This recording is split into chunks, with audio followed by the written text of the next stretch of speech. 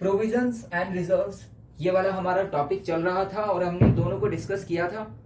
हमने बोला था कि जो फ्यूचर है उसमें अगर कोई नुकसान होने वाला है, कोई देनदारी बनने वाली है, तो उसके लिए हम क्या करते हैं, प्रॉफिट में से एक अलग अमाउंट रख लेते हैं कि फ्यूचर में अगर कोई नुकसान होगा, देनदारी बनेगी, तो ये जो अमाउंट हमने रखा है उसका यूज उस नुकसान को पूरा करने के लिए या देनदारी को पूरा करने के लिए कर दिया जाएगा। तो ये जो अमाउंट अलग रखा गया नुकसान से बचने के लिए, ये हो जाता है प्रोविजन। और अगर मान लीजिए हमने बोला कि फ्यूचर में कैश की रिक्वायरमेंट होगी कि बिजनेस को बढ़ाना है, तो अब क्या करते हैं, पहले से एडजस्टमेंट कर लेते हैं। तो हमने बोला फिर से कि प्रॉफिट में से एक अलग अमाउंट रख लिया और फिर इसका यूज जो फ्यूचर में कैश की रिक्वायरमेंट है उसको पूरा करने के लिए किया जाएगा। तो ये पॉजिटिव टर्म हो गई, इसको बोला रिजर्व, जो अमाउंट रखा गया। तो प्रोविजन एक नेगेटिव टर्म है और जो रिजर्व है ये एक पॉजिटिव टर्म है, यही हमने बोला था। उसके बाद रिजर्व को हमने बोला था कि ये दो टाइप्स के होते हैं, एक रेवेन्यू रिजर्व और दूसरा कैपिटल रिजर्व। रेवेन्यू रिजर्व हमने बोला कि जो रेवेन्यू प्रॉफिट से बनाए गए रिजर्व होते हैं वो रेवेन्यू रिजर्व होते हैं, और जो कैपिटल प्रॉफिट से बनाए गए रिजर्व कैपिटल रिजर्व कहलाते हैं। अब रेवेन्यू रिजर्व में भी हमने बोला था कि दो प्रकार के होते हैं, एक जनरल रिजर्व और दूसरा स्पेसिफिक रिजर्व, यही हमने कवर किया था।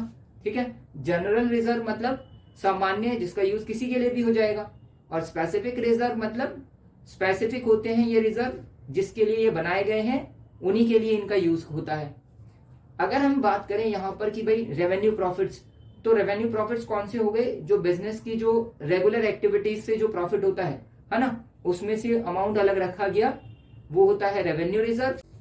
और अगर हम कैपिटल रिजर्व की बात करें तो कैपिटल प्रॉफिट से बनाए गए रिजर्व कैपिटल रिजर्व कहलाते हैं। और इसके भी एग्जांपल हमने किए थे कि हमने बोला कि कैपिटल रिजर्व कैपिटल प्रॉफिट से बनाए जाते हैं। और कैपिटल प्रॉफिट्स कौन से हैं, बोला कि प्रॉफिट होता है profit on sale of fixed asset, है ना। फिक्स्ड एसेट को सेल करने से जो प्रॉफिट होता है वो कैपिटल प्रॉफिट है और उसका यूज कैपिटल रिजर्व के लिए हो रहा है। ठीक है, नेक्स्ट अगर हम बात करें यहां पर दूसरा हो जाएगा premium on issue of shares debentures, ये एक एग्जांपल बोला था हमने, है ना। उसके बाद हमने बोला कि profit on forfeit of shares, और एक बोला हमने कि premium on redemption of debenture, premium on redemption of debentures. तो ये कुछ एग्जाम्पल हमने लिए थे, है ना, जहां से कैपिटल रिजर्व जो है वो क्रिएट किए जाते हैं।